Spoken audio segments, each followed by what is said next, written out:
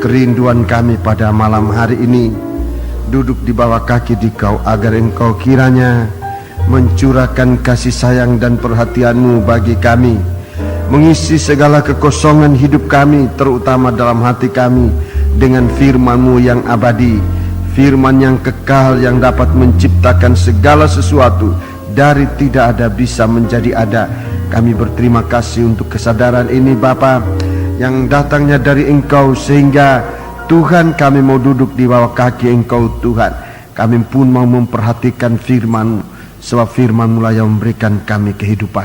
Saat pemberitaan firman-Mu ya Tuhan, biarlah Roh-Mu yang suci bekerja mengurapi kami, baik hamba-Mu yang Engkau pakai dalam menyampaikan firman-Mu Tuhan, maupun seluruh sidang jemaat. Biarlah urapan Roh-Mu yang suci dapat kami rasakan untuk menolong kami mengerti firman-Mu ya Bapa. Demikian sesudahnya, biarlah kasih-Mu menyertai kami untuk kami melakukan firman-Mu oleh dorongan kuat kuasa dari kasih-Mu.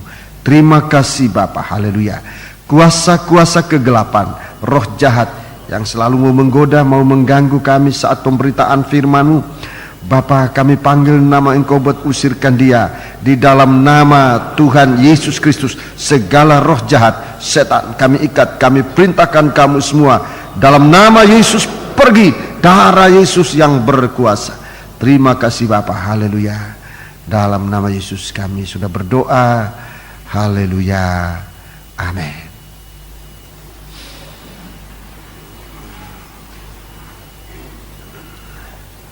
Baiklah, kita duduk dengan tenang dan kita akan masuk dalam memperhatikan firman Tuhan. Saya menyampaikan salam sejahtera, selamat berbahagia dalam menerima sabda Tuhan dalam nama Tuhan Yesus Kristus. Terpujilah nama Tuhan. Kitab Wahyu. Pada malam hari ini kita akan memulai dengan sebuah kitab yang baru. Kitab Wahyu. Wahyu kepada Yohanes. Bukan wahyunya Yohanes, tapi wahyu dari Tuhan kepada Yohanes. Ini sebuah kitab terakhir dari Alkitab. Kitab Wahyu menutup Alkitab ini, yang sudah dimulaikan oleh Tuhan dalam cerita kitab Kejadian, diakhiri dengan kitab Wahyu. Antara kitab Kejadian dan kitab Wahyu memang ada suatu perbandingannya, saudaraku. Tetapi dalam kesempatan hari-hari ini saya tidak akan membicarakan tentang perbandingan di kitab Wahyu dengan kitab Kejadian, tapi kita akan masuk memeriksa kitab Wahyu ini sendiri. Silakan saudara membuka Alkitab kita. Lebih dahulu saya perkenalkan kitab Wahyu yang terdiri dari 22 pasal. Kitab Wahyu ini terdiri dari 22 pasal. Di dalam tabernakel kitab Wahyu berada pada alat yang paling akhir juga. Dalam tabernakel itulah tabut perjanjian. Tolong ditayangkan. Ya. Kitab Wahyu ini dalam tabernakel berada dalam tanda dari tabut perjanjian. Dalam BTFI kita mendengarkan bahwa tabut perjanjian ini memimpin bangsa Israel masuk ke negeri Kanaan. Tabut perjanjian memimpin bangsa Israel masuk ke negeri Kanaan. Negeri Kanaan adalah suatu negeri yang disirami oleh Tuhan dengan hujan awal maupun hujan akhir. Itu di dalam Ulangan pasal 11. Jadi negeri yang disirami oleh Tuhan dengan siraman hujan dari Tuhan, membasahi negeri itu dengan hujan awal, hujan akhir. Pengertian rohani dari hujan awal dan hujan akhir itu suatu kegerakan. Hujan awal, hujan akhir. Kalau kita bicara tentang hujan awal dan hujan akhir, itu sesungguhnya bicara tentang kegerakan rohani yang akan terjadi. Kita akan mengalami suatu kegerakan rohani. Kegerakan rohani hujan awal itu zaman gereja mulai didirikan di atas bumi, zaman rasul-rasul yang dulu 12 rasul menjadi 120 murid banyaknya, menjadi 3.000 orang yang bertambah-tambah menjadi percaya kepada Tuhan, bertambah menjadi 5.000 orang sampai sekarang. Jumlah ini sudah sesungguhnya tidak bisa dihitung lagi. Begitu banyak orang yang sudah sempat menjadi percaya, dan orang-orang ini dibawa oleh Tuhan untuk pada hari-hari ini akan masuk dalam kegerakan rohani yang disebut kegerakan rohani, kegerakan Roh Kudus, curahan hujan akhir. Ini suatu pencurahan hujan yang dua kali lipat dari hujan awal.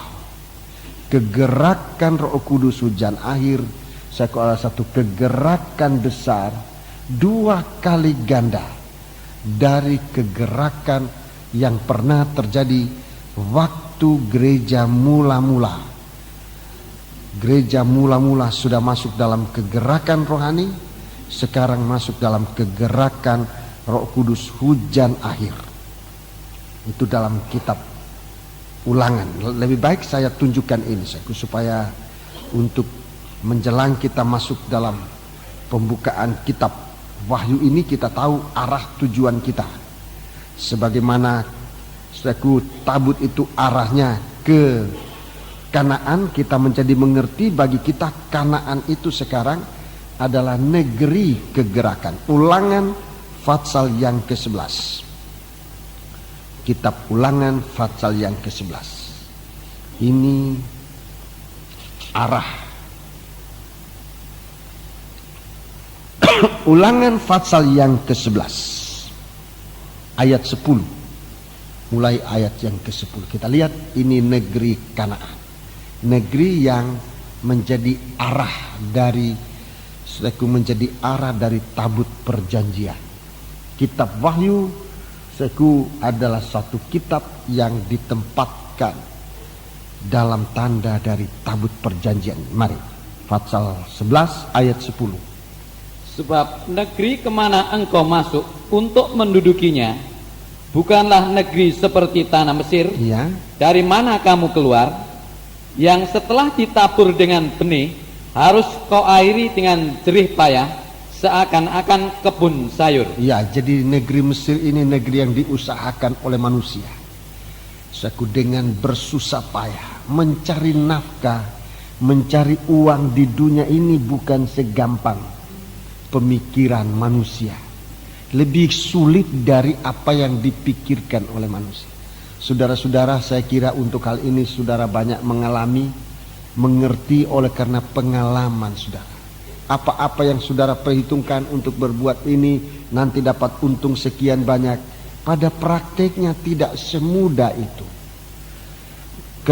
Mengerjakan Mesir, bekerja mengerjakan dunia ini untuk mendapatkan hasil, itu sungguh berat. Sudah ditanami, harus kita menimba air lagi dari sungai Nil untuk kemudian menyirami agar itu dapat diharapkan pertumbuhan dari tanam-tanaman. Itu negeri Mesir. Tetapi negeri yang kamu tuju itu tidak sama dengan negeri Mesir. Mari ayat 11. Tetapi negeri kemana kamu pergi untuk mendudukinya ialah negeri yang bergunung-gunung. Ya, negeri itu bergunung-gunung dan berlembah-lembah. Ya, gunung dan lembah silih berganti. Terus yang mendapat air sebanyak hujan yang turun dari langit. Ya, jadi keadaan negeri Kanaan ini tidak rata seperti apa yang ada di negeri Mesir, di aliran sungai Nil. Negeri Mesir itu negeri yang ada gunungnya, ada lembahnya. Jadi negeri yang lain kali naik gunung, lain kali turun. Pengalaman mati dan bangkit. Di saat turun gunung pengalaman kematian, di saatnya juga ada naik gunung pengalaman kebangkitan atau sebaliknya. Negeri yang ditandai dengan pengalaman ini, kematian dan kebangkitan, itu pengikutan kita kepada Tuhan. Negeri kita mengikut Tuhan ini, kalau kita mau ada kegerakan rohani, tempat kita yaitu kematian, kebangkitan, kematian, kebangkitan. Itu perjalanan rohani orang Kristen.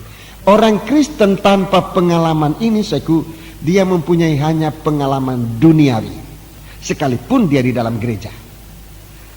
Kalau orang Kristen menghindari pengalaman kematian dan kebangkitan, pengalamannya tidak lebih bagus dari pengalaman orang dunia, sekalipun dia mungkin adalah seorang pendeta, seorang hamba Tuhan, atau seorang pengerja di gereja, atau seorang tua-tua, atau seorang anggota gereja.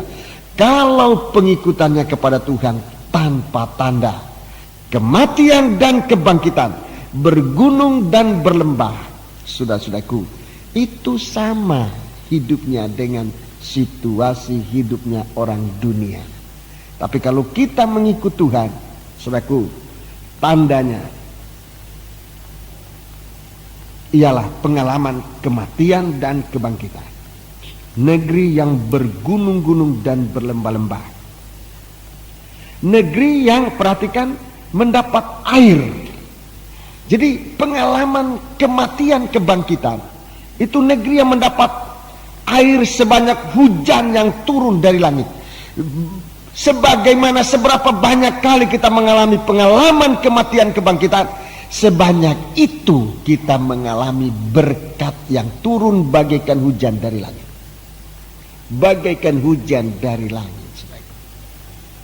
Jadi pengalaman kematian, pengalaman kebangkitan, itu sesungguhnya menarik berkat. Berkat dari Allah. Pengalaman kematian dan kebangkitan itu punya kuasa menarik berkat dari Tuhan. Saudara-saudara, sama seperti negeri yang bergunung dan berlembah dengan hutan-hutan yang banyak, itu menarik awan, menarik hujan turun di tempat itu. Mari kita baca terus 12. Suatu negeri yang dipelihara oleh Tuhan Allahmu, Ya. mata Tuhan Allahmu tetap mengawasinya dari awal sampai akhir tahun. Ya, jadi kehidupan yang ditandai dengan kematian kebangkitan ini, saudara-saudara, itu kehidupan yang disertai oleh Tuhan selama-lamanya, dari awal tahun sampai dengan akhir tahun. Pengalaman kematian kebangkitan membuat Yesus senantiasa menyertai kita. Pengalaman kematian dan kebangkitan membuat Yesus tertarik untuk tetap menyertai kita sekalian. Jadi tidak usah takutlah kalau kita kebetulan pengalamannya kematian. Tidak usah sombong, apalagi lupa Tuhan kalau kita dalam suasana keberkatan, suasana kebangkitan. Itu memang suatu suasana di mana Tuhan mau memelihara kita. 13 dan 14. Jika kamu dengan sungguh-sungguh mendengarkan perintah yang kusampaikan kepadamu pada hari ini, sehingga kamu mengasihi Tuhan Allahmu dan beribadah kepadanya dengan segenap hatimu dan dengan segenap jiwamu, maka Ia akan memberikan hujan untuk tanahmu pada masanya. Jadi kalau kita memperhatikan firman, memperhatikan perintah Tuhan, Ia memberikan kita hujan untuk tanahmu pada masanya. Terus hujan awal dan hujan akhir, sehingga engkau dapat mengumpulkan gandummu, anggurmu, dan minyakmu. 15. Dan Dia akan memberi rumput di padangmu untuk hewanmu, sehingga engkau dapat makan dan menjadi kenyang. Iya, puji Tuhan. Jadi ini negeri tujuan kita beribadah, mengikut Tuhan. Tujuan kita mengikut tabut perjanjian. Yosua pasal yang ketiga. Yosua pasal yang ketiga. Kitab Yosua, kitab Yosua pasal yang ketiga. Kita perhatikan saudaraku supaya kita mengikuti gerak dari tabut perjanjian ini. Ayat 1 sampai dengan ayat yang keempat. Yosua bangun pagi-pagi, lalu ia dan semua orang Israel berangkat dari Sitim, dan sampailah mereka ke sungai Yordan.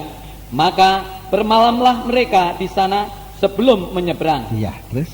Setelah lewat 3 hari, para pengatur pasukan menjalani seluruh perkemahan dan memberi perintah kepada bangsa itu, katanya, segera sesudah kamu melihat tabut perjanjian Tuhan Allahmu, melihat tabut perjanjian Tuhan Allahmu, yang diangkat para imam yang memang suku Lewi. Ya, para imam yang memang suku Lewi.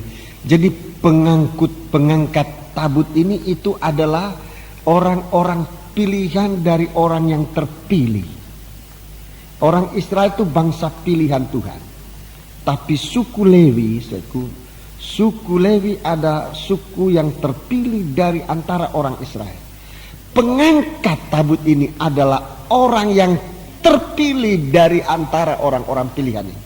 Jadi begitu Tuhan mempercayakan tabut ini kepada orang-orang yang benar-benar dipilih. Sudah lihat, Israel orang pilihan dari antara segala bangsa. Lewi orang pilihan dari 12 suku Israel. Dari suku Israel ini ada satu kaum yang terpilih untuk melayani tabernakel. Dari suku ini, dari bagian ini masih dipilih orang yang mengangkut tabut itu. Jadi ini pemilihan ketat, pemilihan secara ketat, sebab dia akan dilihat oleh umat Israel. Di sini dikatakan perkataan memang. Bangsa Lewi, perkataan memang ini menekankan tentang ketatnya pemilihan itu untuk mendapatkan seorang pengangkut. Ada 4 orang yang mengangkut, sedikitnya ada 4 orang yang mengangkut tabut perjanjian ini. Saya tolong tabut perjanjian. Ya, ini gambaran dari tabut perjanjian, saudaraku. Jadi dalam gambar ini jelas kita lihat logikanya. Ada 4 orang. Coba tunjukkan tempatnya. 1, 2, 3, 4. Ini orang yang mengangkut tabut perjanjian ini. Ini orang Lewi yang dipilih dari antara suku Lewi. Jadi orang pilihan. Dia akan dilihat. Ulangi ayat itu yang diangkat oleh imam. Segera sesudah kamu melihat tabut perjanjian Tuhan Allahmu, yang diangkat para imam yang memang suku Lewi, maka kamu harus juga berangkat dari tempatmu dan mengikutinya. Jadi gerak dari tabut ini sekarang menjadi pusat perhatian dari bangsa Israel. Menjadi pusat perhatian. Begitu dia diangkat, begitu mereka harus bergerak mengikuti kemana tabut perjanjian ini bergerak dan berjalan. 4. Hanya antara kamu dan tabut itu harus ada jarak kira-kira 2000 hasta panjangnya. Janganlah mendekatinya, maksudnya supaya kamu mengetahui jalan yang harus kamu tempuh, sebab jalan itu belum pernah kamu lalui dahulu. Ya, jadi jalan ini jalan yang baru. Memang dalam memasuki kitab Wahyu ini sesuatu jalan yang baru. Sudah, ini suatu jalan yang baru yang belum pernah dilalui. Jadi membutuhkan perhatian serius bagi kita untuk memperhatikan tabut itu sendiri nomor 1. Tabut itu sendiri kita harus perhatikan.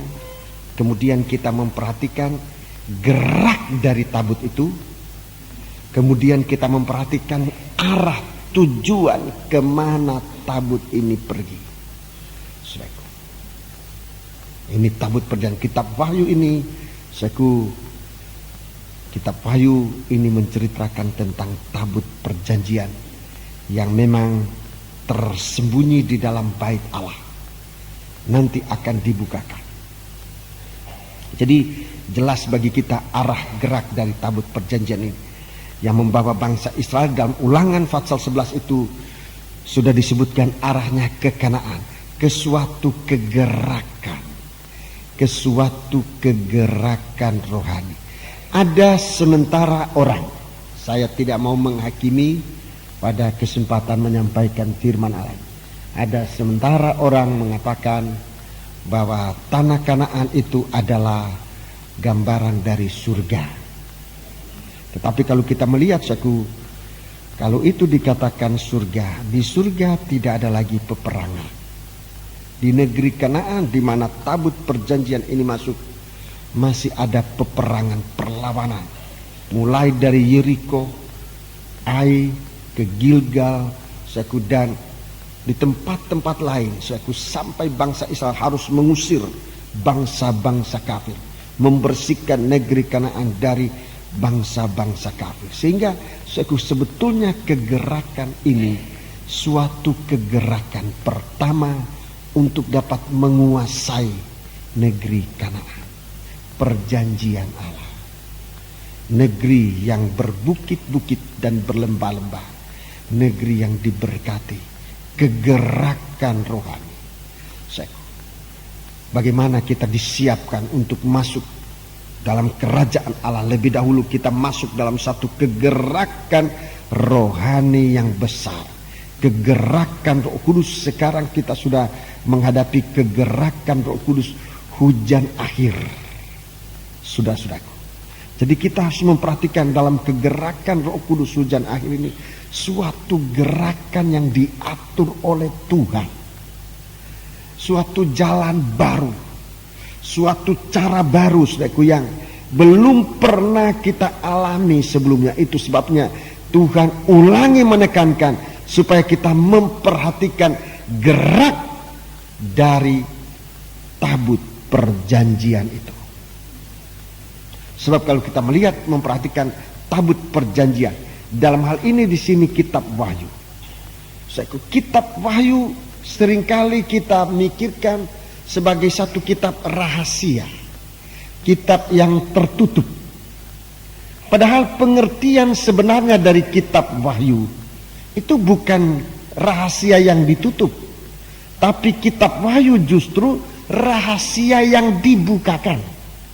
Dalam kitab Wahyu, saudaraku, dalam kitab Wahyu segala rahasia Allah dibukakan.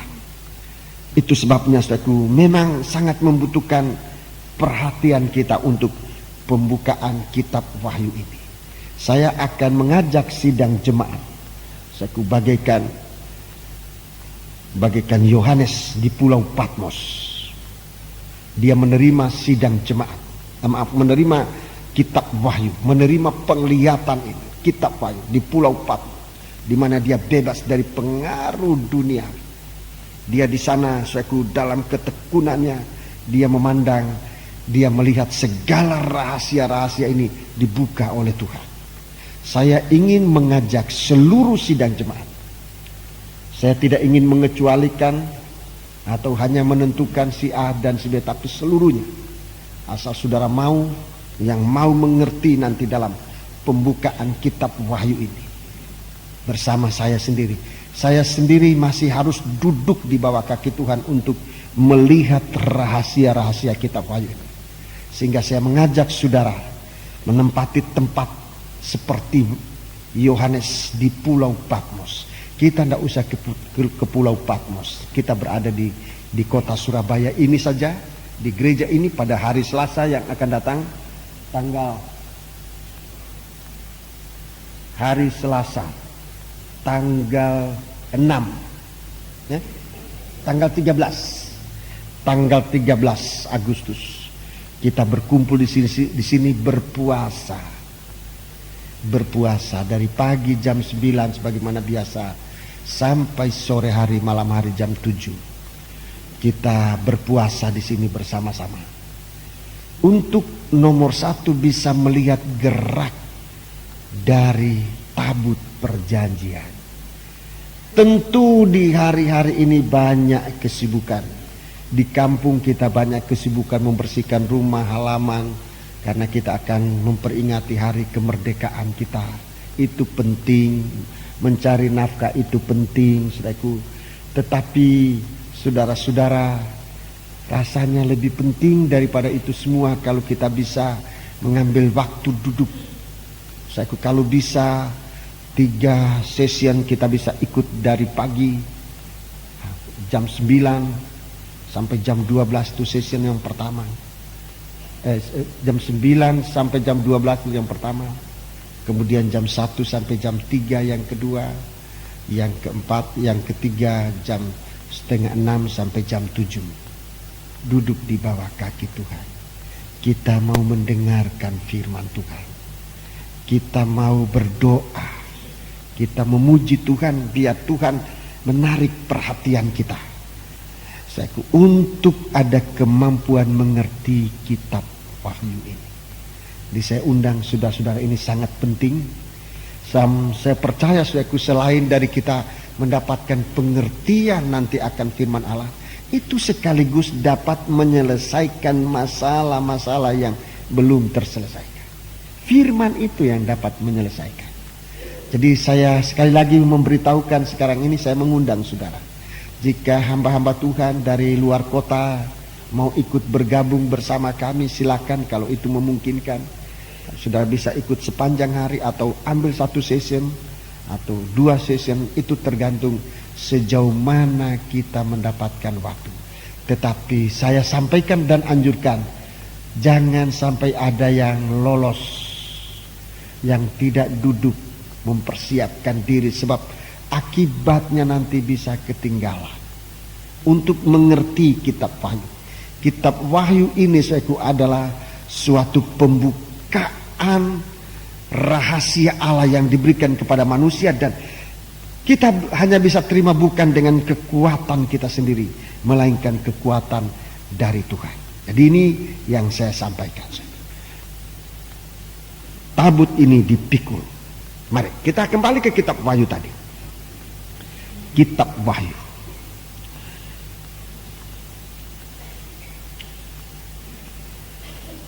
Kita baca lebih dahulu ayat 1 sampai dengan ayat yang ketiga sebagai pendahuluan. Ini judul, disebutkan judul. Ini berarti pendahuluan dari kitab Wahyu. Inilah wahyu Yesus Kristus yang dikaruniakan Allah kepadanya, supaya ditunjukkannya kepada hamba-hambanya apa yang harus segera terjadi. Dan oleh malaikatnya yang diutusnya, ia telah menyatakannya kepada hambanya Yohanes.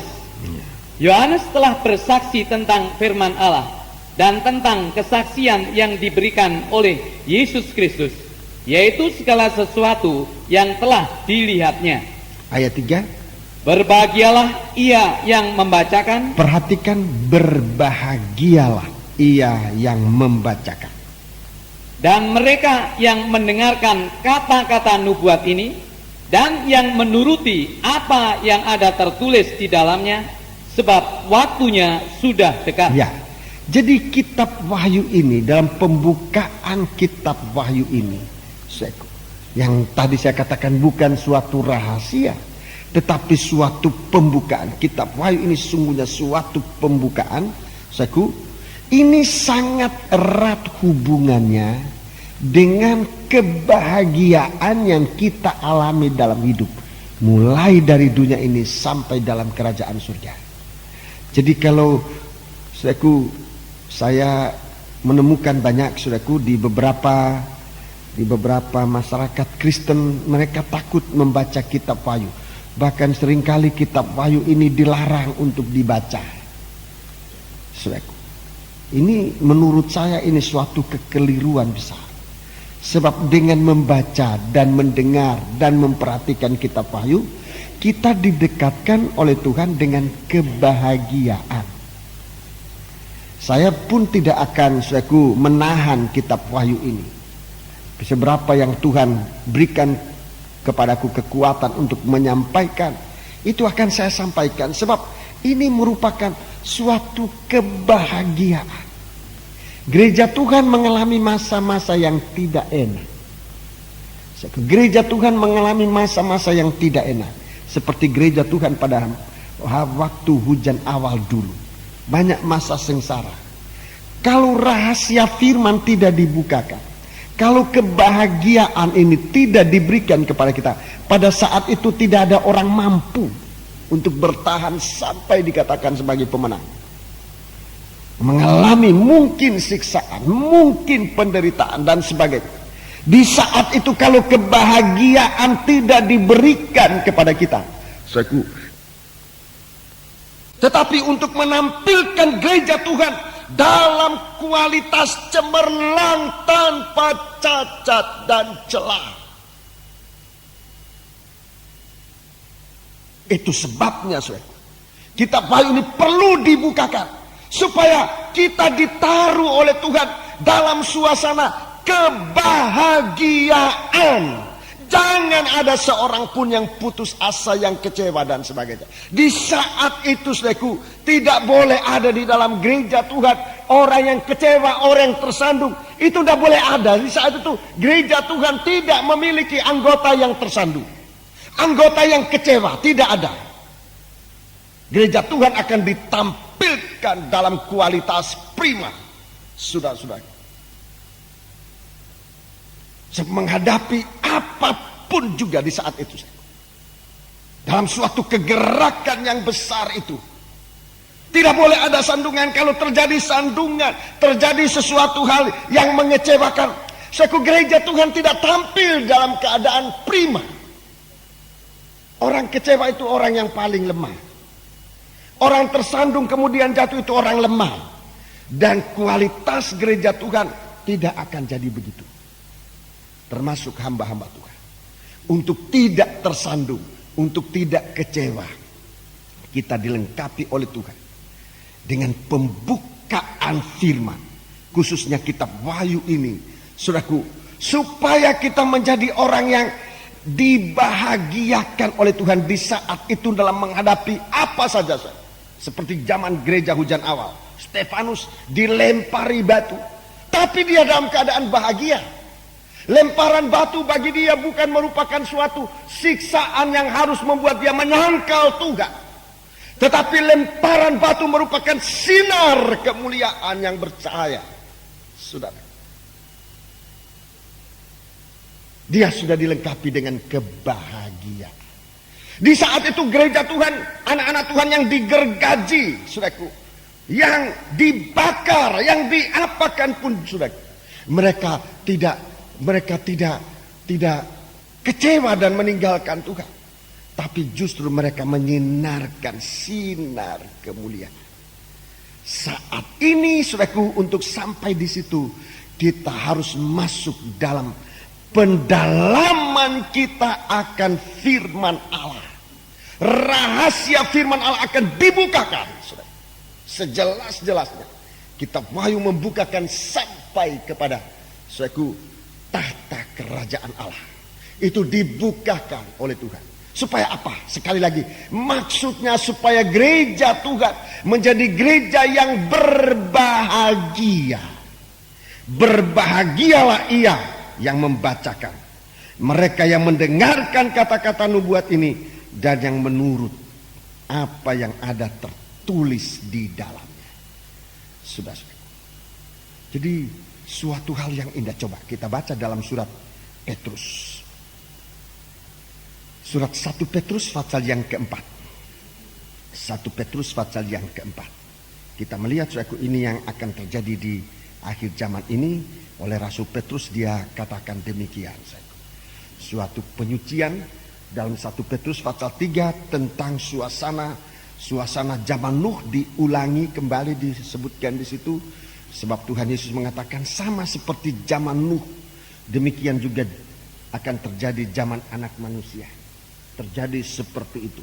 Tapi Tuhan ajarkan kita di sini dalam saat-saat seperti macam itu untuk hidup dalam kebahagiaan, untuk dapat menyinarkan sinar kemuliaan.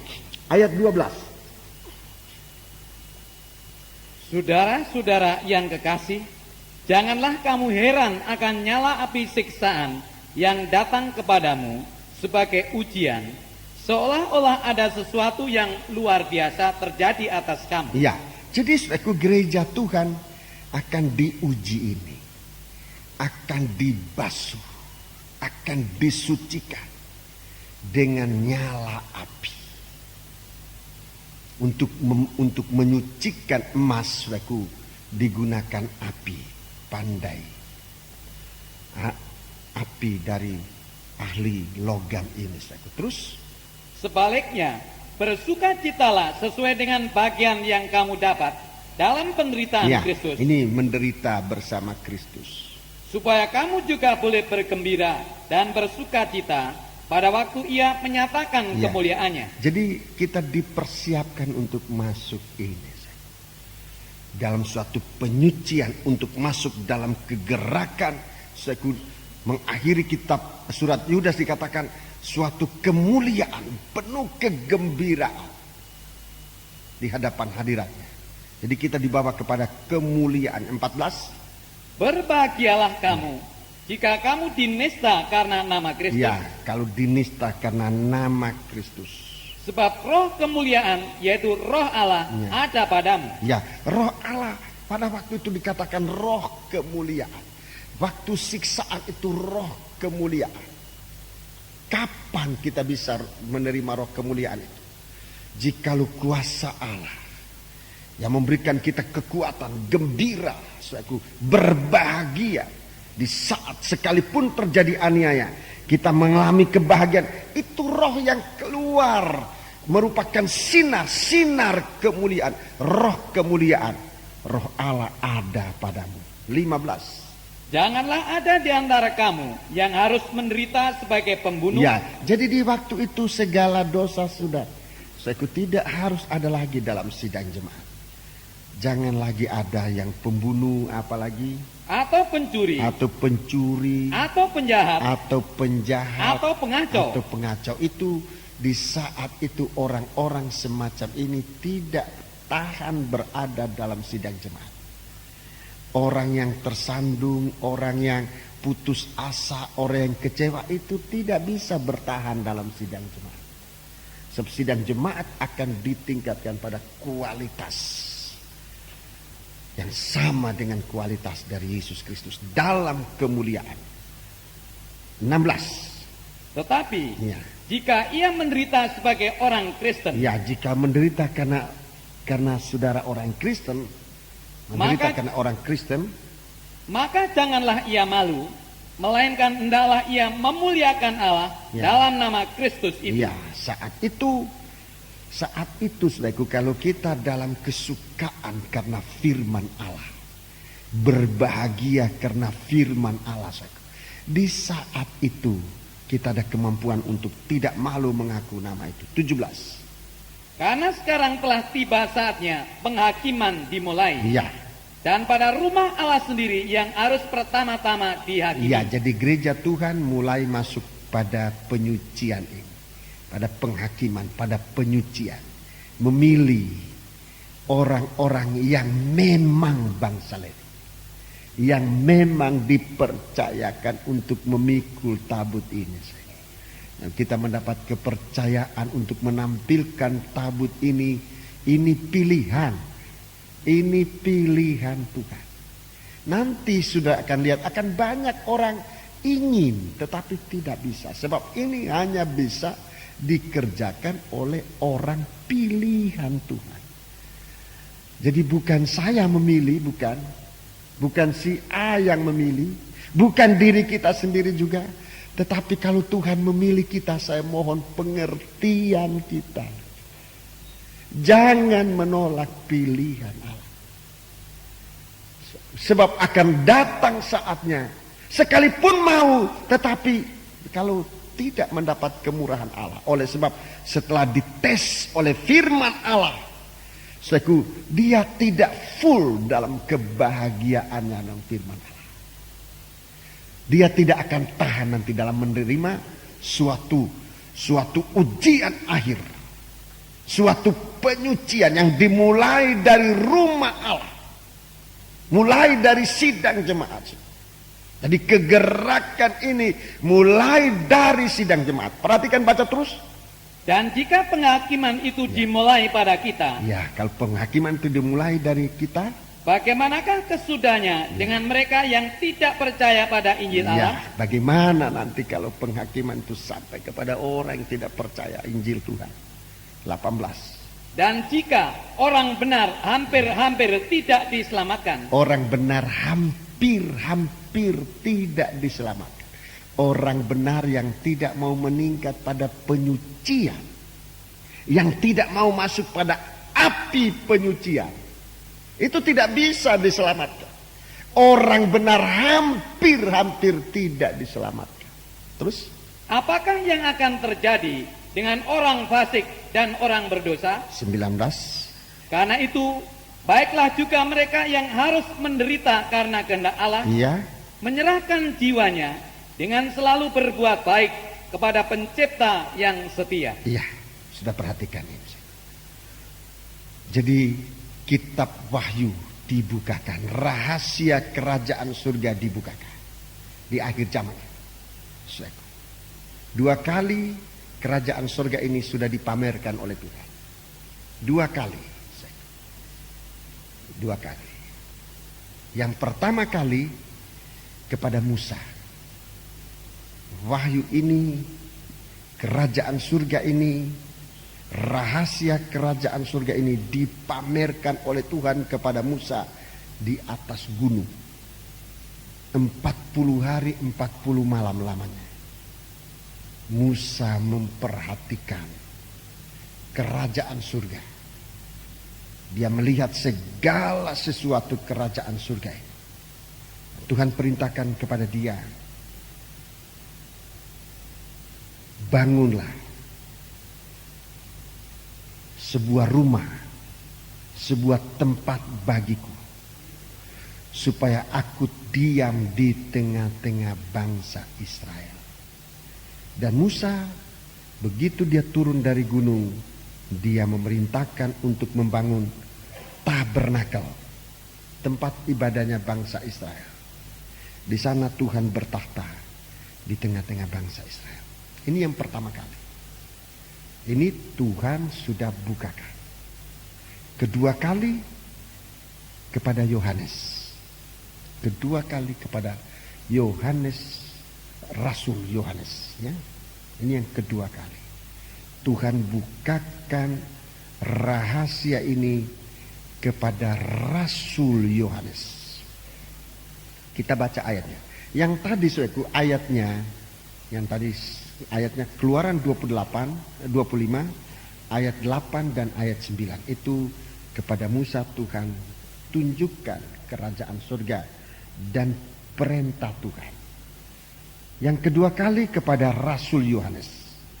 Kitab Wahyu pasal pertama. Kitab Wahyu pasal pertama.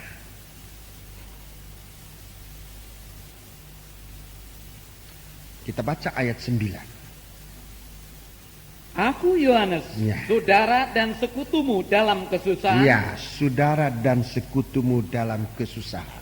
dalam kerajaan dan dalam ketekunan menantikan Yesus. Ya, jadi ini tujuannya di saat kita menantikan Yesus. Terus? Berada di pulau yang bernama Patmos, Ya. oleh karena firman Allah dan kesaksian yang diberikan oleh Yesus. Perhatikan ayat 10. Pada hari Tuhan, aku dikuasai oleh roh. Pada hari Tuhan aku dikuasai oleh roh. Roh besar itu Roh Kudus. Dikuasai oleh Roh Kudus. Roh Kudus yang mulai memimpin kita. Roh Kudus yang mengurapi kita. Roh Kudus yang memenuhi kita. Roh Kudus yang memberikan kita karunia-karunia. Itu menguasai kita. Terus? Dan aku mendengar dari belakangku suatu suara yang nyaring, Ya. seperti bunyi sangkakala, Ya, katanya. seperti bunyi sangkakala katanya. Dengarkan ayat 10. Apa yang engkau lihat? Apa yang engkau lihat? Tuliskanlah di dalam sebuah kitab, Iya. dan kirimkanlah kepada ketujuh jemaat ini, ke Efesus, ke Smyrna, ke Pergamus, ke Tiatira, ke Sardis, ke Philadelphia, dan ke Laodikia. Iya, terima kasih. Ini sasaran, saudaraku, membangun gereja Tuhan. Ada 7 gereja Tuhan di sini, saudaraku. Mulai dari Efesus, Smyrna, Pergamus, ke Tiatira, ke Sardis, ke Philadelphia, dan Laodikia. Ini gereja yang dibangun, saudaraku. Kalau dulu Musa membangun tabernakel, tapi di sini, saudaraku, Tuhan dalam menyampaikan wahyunya kepada Yohanes untuk membangun sidang jemaat yang masih ditandai dengan banyak kekurangan-kekurangan. 7 sidang jemaat ditampilkan semua dengan kekurangan-kekurangannya, dan memberikan kekuatan supaya sidang jemaat ini nanti akan ditampilkan benar-benar dalam suasana prima. Jadi kalau dulu zaman Musa yang dibangun adalah tabernakel, menjadi tempat kediaman bangsa, kediaman Tuhan di tengah-tengah bangsa Israel. Kepada Rasul Yohanes, saudaraku, Tuhan memerintahkan untuk membangun, saudaraku, membangun sidang jemaat menjadi tanpa cacat dan celah. Membangun sidang jemaat tanpa cacat dan celah menjadi satu bangunan yang disebutkan tubuh Kristus, di mana Kristus akan bertahta dalam sidang jemaat sebagai kepala. Semoga saudara mengerti arah dari perkataan ini.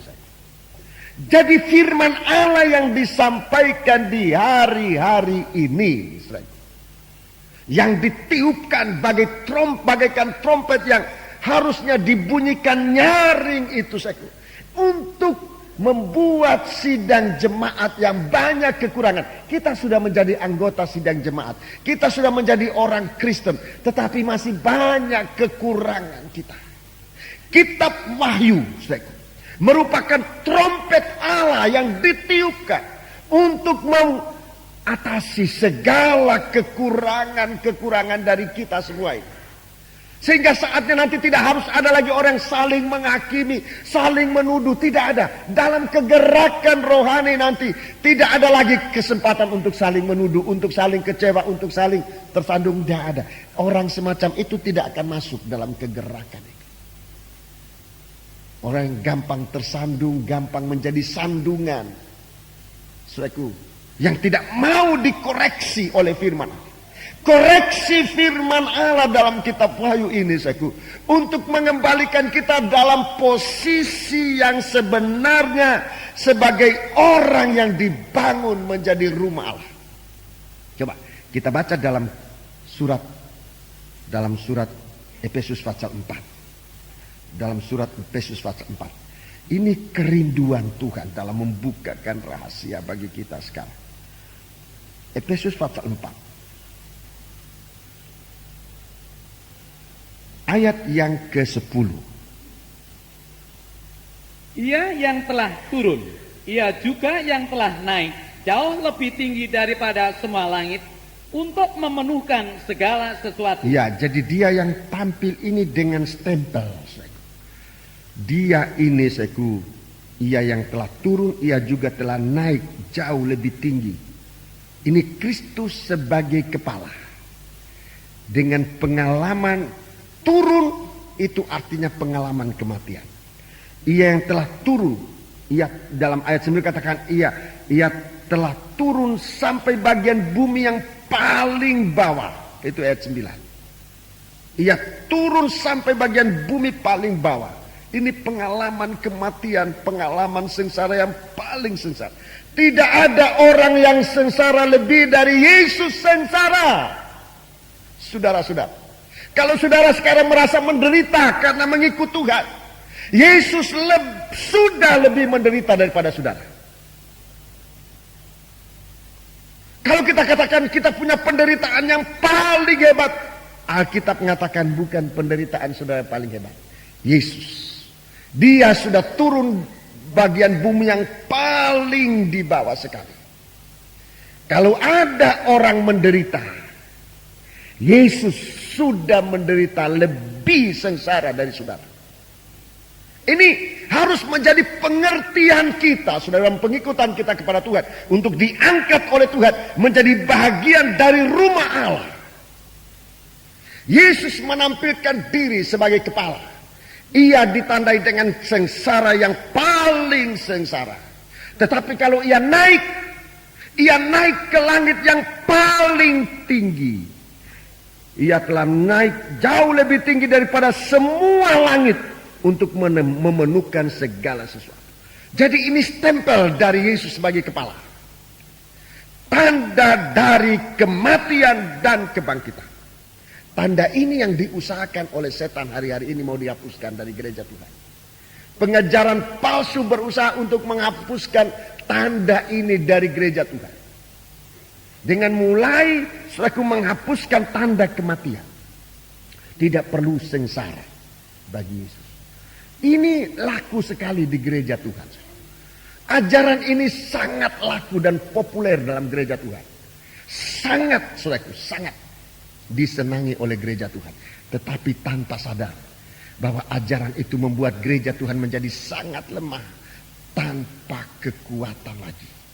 Kalau gereja Tuhan tanpa tanda kematian bersama Yesus, gereja Tuhan tidak punya kekuatan. Sebab kekuatan dari gereja Tuhan bukan dari berapa banyak uangnya, bukan dari berapa banyak sidang jemaah anggotanya, bukan. Dari bagaimana ia hidup mengikut Yesus dalam tanda ini. Ia turun sampai ke bumi yang di paling bawah, ia naik sampai ke langit yang paling atas.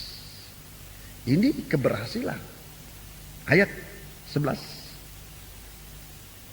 Dan ialah yang memberikan baik rasul-rasul, Ia mengangkat rasul maupun nabi-nabi, baik pemberita-pemberita Injil, maupun gembala-gembala dan pengajar-pengajar. Ada 5 jabatan. Ada 5 jabatan. Ada 5 jabatan ini, tetapi dalam penelitian lebih mendalam ini ada 4. Ini bisa dijabat oleh 4 orang. Rasul nomor 1, nabi, penginjil, yang keempat guru dan gembala. Gembala dan guru ini biasanya dijabat oleh seorang. Jadi kalau sidang jemaat memiliki seorang gembala yang adalah juga seorang guru, ini suatu berkat dalam sidang jemaat. Seorang gembala, yang mendidik sidang jemaat, tetapi juga seorang guru yang bisa memberikan makanan firman Allah kepada jemaat. Ini begitu kuat. Jemaat itu diberkati oleh Tuhan. Guru dan gembala. Ini dalam pengertian yang lebih dalam disebutkan itu satu pribadi. Tapi saya tidak mau terlalu tekankan soal itu. Memang ada yang memiliki panggilan guru, ada yang memiliki panggilan gembala. Tetapi indah sekali kalau guru itu adalah juga seorang gembala di dalam sidang jemaat. Kalau gembala itu adalah juga seorang guru. Jadi jemaat ini bukan hanya dididik oleh seorang gembala yang memimpin, tetapi juga diberi makan oleh seorang guru yang dapat menguraikan firman Allah sehingga firman Allah itu menjadi makanan rohani. Ini kebutuhan dari sidang jemaat. Mari, ayat 12. Untuk apa ini orang-orang ini? Untuk memperlengkapi orang-orang kudus bagi pekerjaan pelayanan, bagi pembangunan tubuh Kristus. Jadi di sini tidak lagi disebut rumah Allah. Memang dalam 1 Korintus pasal 3 ayat 16-17. Ayat 16 dan 17. Disebutkan kamu rumah Allah. Saudara catat saja ayat-ayat ini, baca di rumah. 1 Korintus 3 ayat 16 dan 17. Kamu rumah Allah.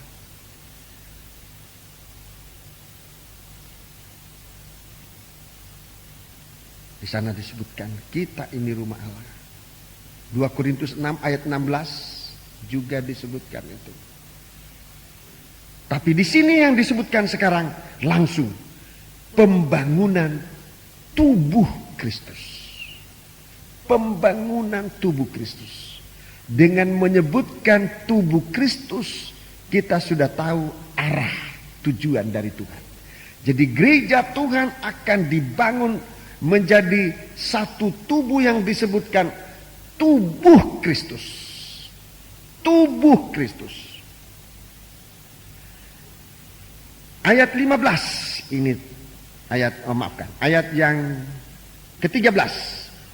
Sampai kita semua telah mencapai kesatuan iman dan pengetahuan yang benar tentang anak Allah, kedewasaan penuh dan tingkat pertumbuhan yang sesuai dengan kepenuhan Kristus. Ayat 14. Sehingga kita bukan lagi anak-anak. Ya, jadi kehidupan kita didewasakan, bukan lagi anak-anak.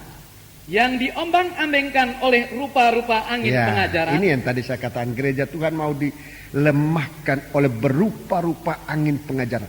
Angin pengajaran ini jelas pengajaran palsu. Itu melemahkan iman. Melemahkan iman. Tetapi lain kali pada penampilannya seakan-akan mereka diajak untuk lebih maju, lebih kuat. Padahal bukan.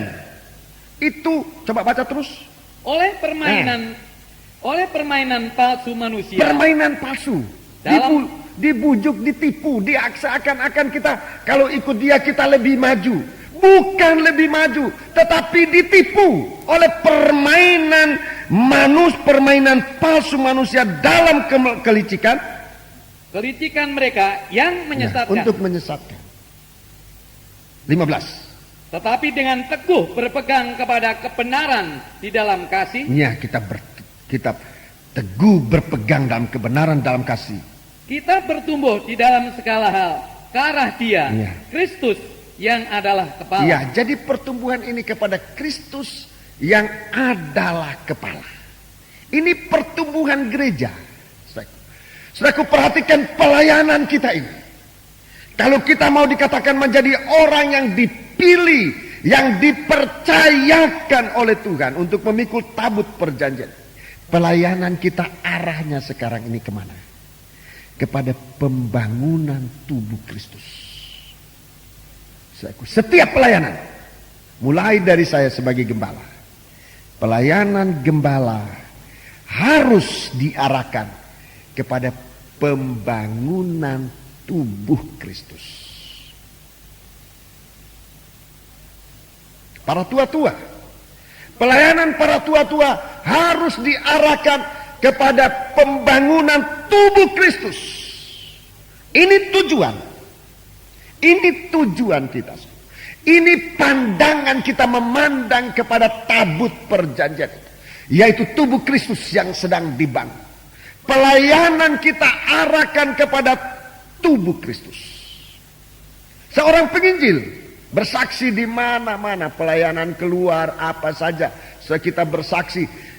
Arah dari kesaksian ini, arah dari pelayanan seorang penginjil harus kepada tubuh Kristus. Setiap apa yang kita lakukan, seorang penginjil, seorang nabi, seorang guru, seorang gembala, pelayanan ini harus kepada tujuannya kepada pembangunan tubuh Kristus. Anggota sangkor, huruf kor kaum muda, pemain-pemain musik, saudaraku, jangan asal bermain tanpa arah. Jangan asal nyanyi tanpa arah. Arahkan pelayanan kita untuk membangun tubuh Kristus, supaya tubuh Kristus berada dalam kebenaran di dalam kasih. Menyanyi nyanyian yang membangun iman, membangun iman. Musik yang membangun iman. Kesaksian, jangan asal saksi. Saksi yang membangun iman. Jangan bersaksi jika saudara tidak merasa menang atas segala sesuatu yang merupakan tantangan saudara. Itu bukan kesaksian. Sebab kesaksian harus meneguhkan iman, membangun iman sidang jemaat.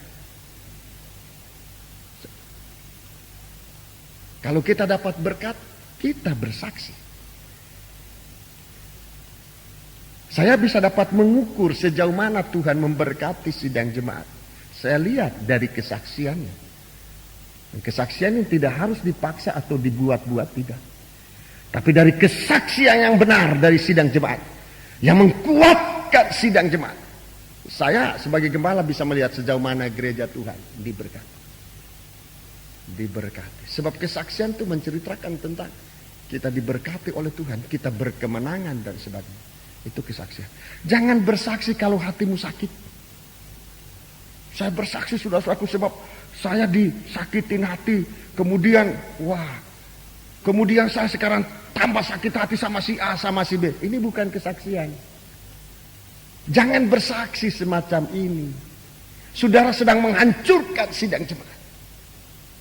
Saya bersaksi saya tidak dapat berkat apa-apa. Ini bukan kesaksian. Ini sedang menghancurkan sidang jemaat. Sudah. Kalau tidak ada berkat, jangan berdiri bersaksi.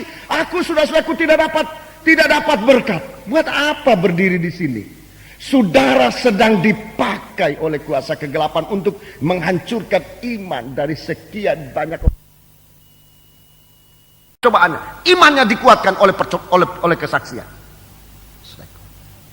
Sebab di dalam kitab Wahyu ini dijelaskan begitu.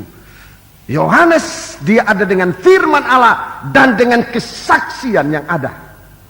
Itu untuk membangun 7 sidang jemaat. Firman Allah dan kesaksian yang ada pada Yohanes. Dan kemudian ditambah dengan penglihat. Tuliskan itu. Kirimkan kepada 7 sidang jemaat. Sidang jemaat dibangun. Jadi jangan bersaksi saudaraku. Untuk hantam orang, wah kesempatan berdiri di sini, lalu hantam orang, itu bukan kesaksian, saudara. Itu harus kita jaga. Kita sedang menghancurkan orang. Iman. Dan itu tanggung jawabnya berat. Begitu juga dalam berkhotbah. Kita berdoa. Sebab dalam berdoa iman sidang jemaat dibangun. Jadi setiap kita ini arahnya kepada pembangunan tubuh, bukan untuk menghancurkan tubuh Kristus, tapi arah dari segala sesuatu. Kita berkorban, korban apapun juga. Kalau Tuhan gerakan kita berkorban, arahnya harus kepada pembentukan tubuh Kristus. Lain kali kita berkorban dengan dasar iba, ya bisa, tetapi kualitas dari korban itu belum maksimal. Kita memberikan kepada orang yang kita senangi. Itu bisa, tidak salah. Tetapi kualitas dari korban kita belum maksimal. Kalau kita berkorban demi untuk pembangunan tubuh Kristus, korban ini yang berkualitas. Dikatakan di sini pembangunan kita sedang dibangun ke arah Dia, Kristus yang adalah kepala. Jadi lain kali kita harus berkorban, saudaraku, uang, waktu, tenaga. Kalau arahnya kepada pembangunan tubuh Kristus, arah ini ke arah Dia, Kristus yang adalah kepala. Jadi tubuh ini dibangun. Lebih daripada Musa membangun tabernakel di padang belantara. Kita sedang diajak oleh Tuhan untuk membangun tubuh Kristus. Dan ini punya batas waktu. Punya batas waktu. Yang hanya diketahui oleh Tuhan sendiri. Bangsa Israel tidak tahu. Ada batas waktu di mana nanti segala korban itu tidak lagi diterima oleh Tuhan. Jadi bukan seorang pendeta yang menyetop. Bukan seorang siapapun juga. Segala korban-korban ini, korban uang, korban tenaga, korban penyerahan, segala-gala. Akan ada waktunya sudah ditutup, tidak bisa lagi. Tetapi jangan tanya ke saya, Om, kapan itu? Saya enggak tahu. Hanya Tuhan yang tahu. Saat tubuh Kristus sudah terbentuk, nggak ada lagi kesempatan. Baru mau ikut untuk membangun, Nggak bisa lagi, pembangunan sudah cukup. Kalau Kristus sudah punya dua telinga, tidak mungkin dibangun lagi telinga yang ketiga, nggak ada lagi. Kalau kaki sudah ada dua, nggak mungkin ada kaki yang ketiga lagi, nggak mungkin. Jadi kalau tubuh ini sudah lengkap, segala pengorbanan untuk pembangunan tubuh Kristus itu dihentikan. Tapi waktunya saya tidak tahu. Yang saya tahu waktunya sudah dekat. Dan saya lihat gairah ini sekarang ini banyak. Bulan November yang akan datang kita akan buka sekolah Alkitab 1 tahun. Kita lewatkan tidak ada sekolah Alkitab sebab kita sibuk dengan kebangunan rohani sampai dengan BTFI yang baru lalu. November kita akan buka. Tempat di Jalan Johor hanya tersedia untuk 40 orang. Hanya 40 orang, untuk 40 orang. Tetapi gairah orang yang mengisi formulir sudah 100 orang lebih sampai sekarang ini.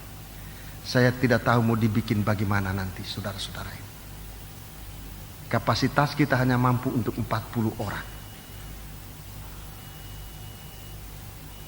Kita berdoa, dari sidang jemaat ini ada beberapa yang tergerak, ada yang tidak tergerak lagi.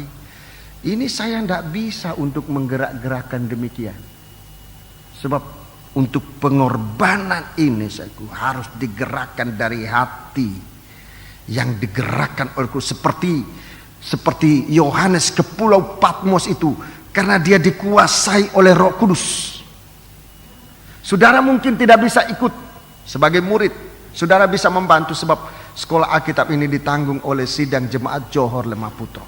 Baik makannya maupun tinggalnya maupun kitab tulisnya, ballpointnya. Pada waktu-waktu ini sekarang sudah angkatan ke-20, 23, 24, 22. Iya, angkatan ke-22 selalu ditanggung oleh sidang jemaat ini. Angkatan ke-23 ini pun saya mengajak sidang jemaat untuk terlibat baik di dalam hal pemeliharaan mereka sehari-hari, sebab dari mereka tidak dipungut biaya. Yang diminta dari mereka adalah penyerahan hidup, dan mereka menggunakan waktu, sebab waktunya nanti akan ada segala pengorbanan itu tidak laku.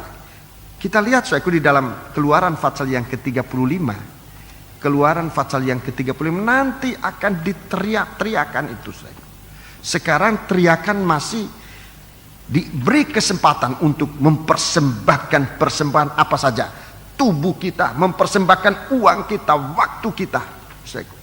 Tapi saatnya nanti yang dipersembahkan itu, kalau semuanya sudah lengkap, sudah di stop. Dan kalau Tuhan yang menyetop, tidak bisa lagi kita akan baru ikut-ikutan, tidak bisa. Kitab Keluaran pasal yang ke-35. Kitab Keluaran pasal yang ke-35.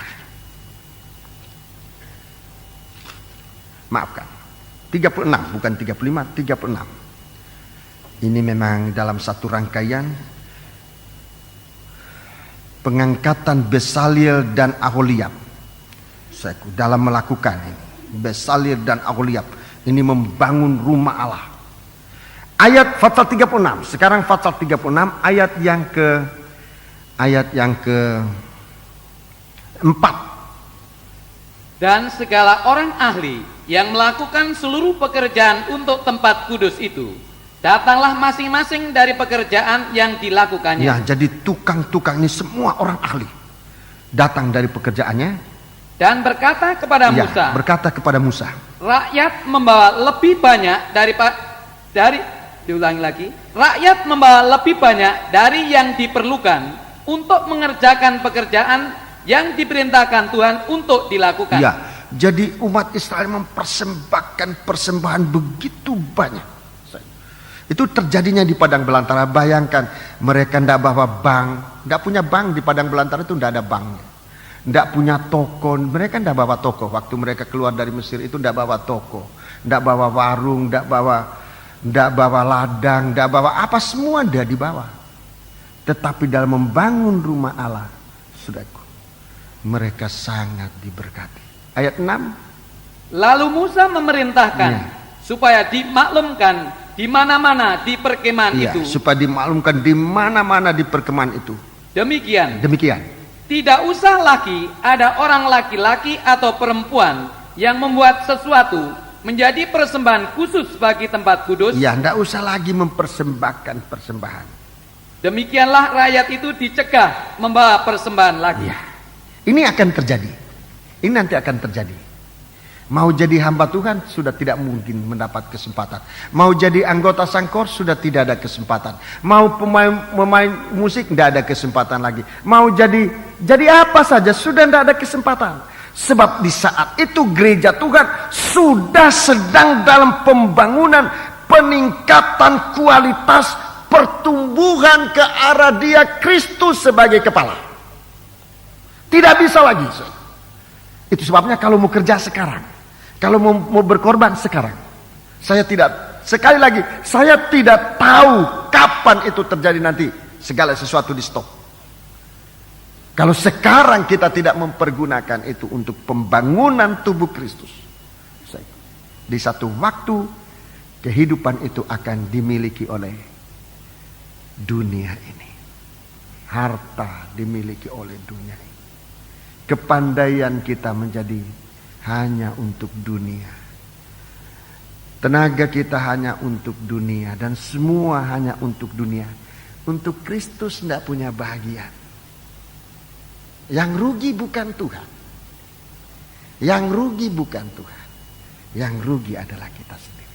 Itu sebabnya pengajaran firman dalam kitab Wahyu ini untuk menggairahkan kita kepada pembangunan, bukan lagi tabernakel zaman Musa, tetapi pembangunan rumah Allah, tubuh Kristus yang tumbuh ke arah Dia Kristus yang adalah kepala. Saudaraku, sekarang lihat bagaimana gerak dari pembangunan ini. Saya mau tunjuk bagaimana sekarang gereja Tuhan dalam menghadapi pembangunan rumah Allah ini. Masih tersendat-sendat, kesempatan banyak, tetapi pelaksanaannya masih tersendat-sendat. Untuk masuk gereja masih kita dibujuk, bahkan setengah dipaksa, diajak baru mau ke gereja, dielus-elus baru mau masuk ke gereja. Di satu waktu saudaraku, saudara mau masuk gereja nggak bisa. Saya tidak mau menakut-nakutiin. Saya mohon dari Tuhan supaya saya dijauhkan dari menakut-nakuti sidang jemaat. Itu tidak berfaedah. Tetapi supaya saya mengatakan yang sebenarnya. Di satu waktu kita baru merindu untuk melayani Tuhan, tapi waktunya sudah lewat. Matius pasal yang ke-8. Injil Matius pasal yang ke-8. Injil Matius pasal yang ke-8. Sedang kita lihat proses bagaimana Tuhan membangun tubuhnya menjadi tempat dari kepala. Injil Matius pasal yang ke-8. Mulai ayat yang ke-18. Ketika Yesus melihat orang banyak mengelilinginya, Ia menyuruh bertolak ke seberang. Lalu datanglah seorang ahli Taurat dan berkata kepadanya, Guru, aku akan mengikut engkau kemana saja engkau pergi. Iya, ini seorang ahli Taurat, ini orang pandainya gereja. Orang pandai di gereja banyak. Mau ikut Tuhan. Banyak orang pandai di gereja. Pandai dalam hal firman Allah. Pandai ahli Taurat. Guru, aku akan mengikut engkau kemana saja engkau pergi. 20. Yesus berkata kepadanya, serigala mempunyai liang dan burung mempunyai sarang, tetapi anak manusia tidak mempunyai tempat untuk meletakkan kepalanya. Iya, tidak punya tempat untuk meletakkan kepala. Ini saudaraku di zaman gereja hujan awal. Masih waktu itu gereja itu masih disebut murid-murid, 12 orang murid. Dan Tuhan bicara kepada ahli Taurat yang juga mau mengikut Tuhan tentang meletakkan kepala. Surat Efesus pasal 4 tadi, pertumbuhan dari tubuh Kristus ke arah Dia sebagai kepala. Bagaimana tubuh ini sudah dibangun, sudah dibentuk untuk menerima Kristus sebagai kepala. Di sini gereja hujan awal Tuhan tegaskan, belum ada tempat. Tubuh Kristus belum terbangun. Sementara perhatikan, sementara serigala sudah mempunyai liang.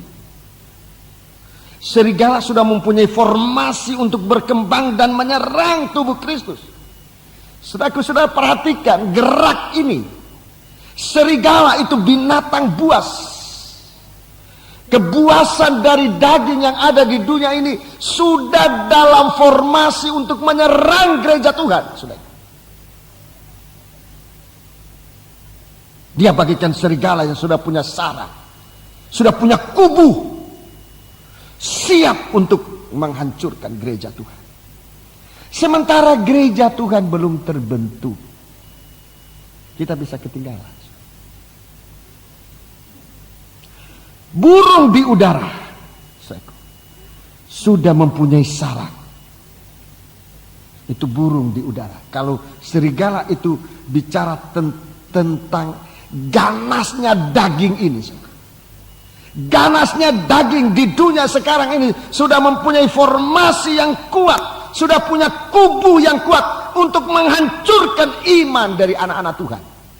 Dia sudah punya formasi yang kuat, sudah punya kubu. Sewaktu-waktu dia bisa menyerang, saudara. Sementara Tuhan katakan, Tuhan belum punya tubuh. Dia sebagai kepala belum ada tempat.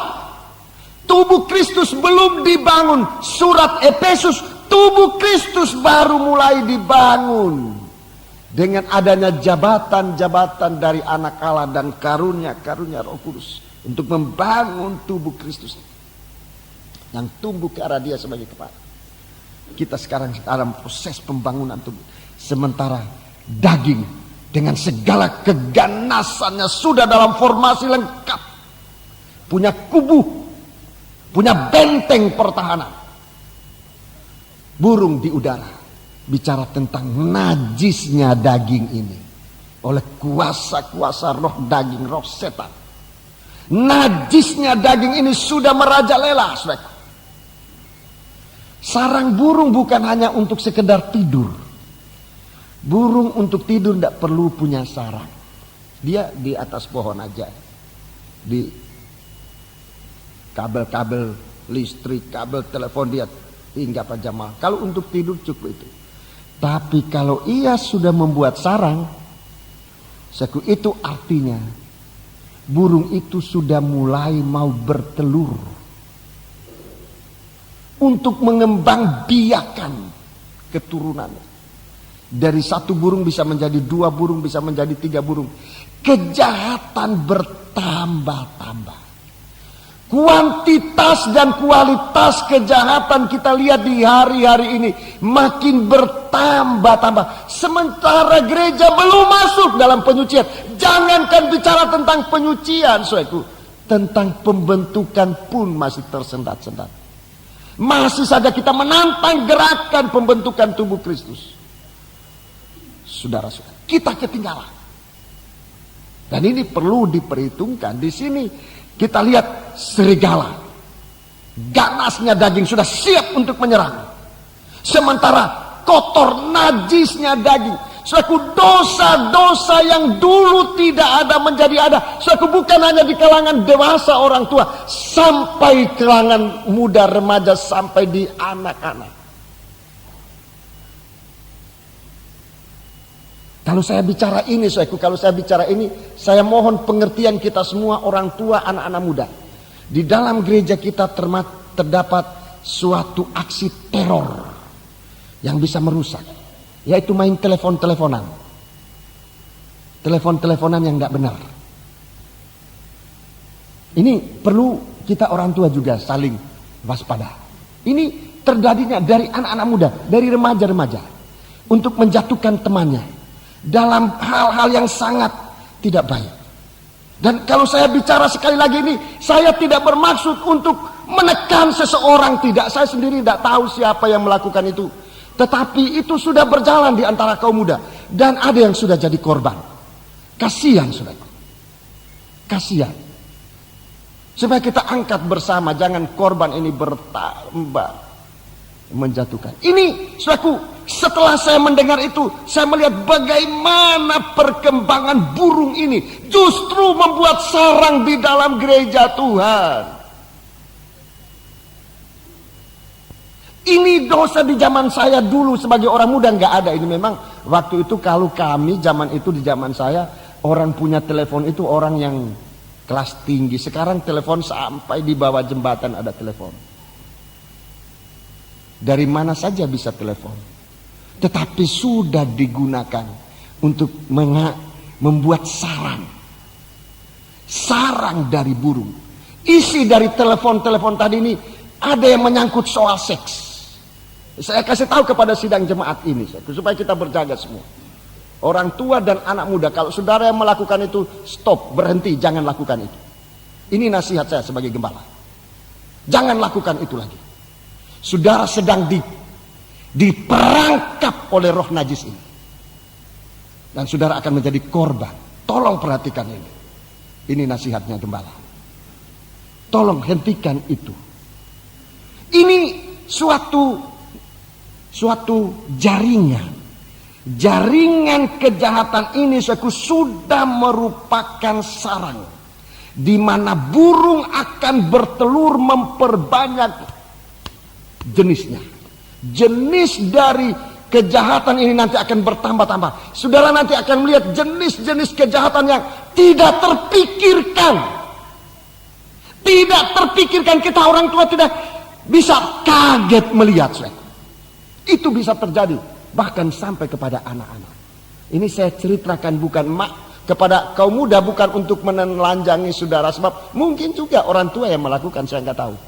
Tetapi yang menjadi korban yang sempat saya pantau adalah kaum muda yang menjadi korban. Yang melakukan, ya bisa kaum muda sesama kaum muda remaja, bisa juga orang tua dengan maksud yang saya nggak tahu. Supaya kita hati-hati. Ini supaya gereja Tuhan dibangun dan disucikan. Sebab burung dan serigala ini sedang dalam proses yang sangat cepat. Gereja Tuhan mau kebaktian aja lambat. Apalagi mau PPI lambat. Sangat lambat. Sangat lambat. Mau kebangunan rohani sangat lambat. Tidak cepat seperti secepatnya dari serigala membuat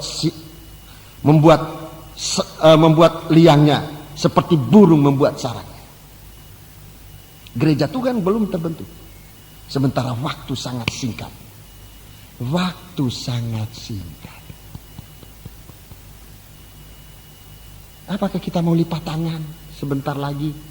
Kitab Amsal dia katakan, lipat tangan sebentar lagi. Tunggu sebentar lagi, tidur sebentar lagi.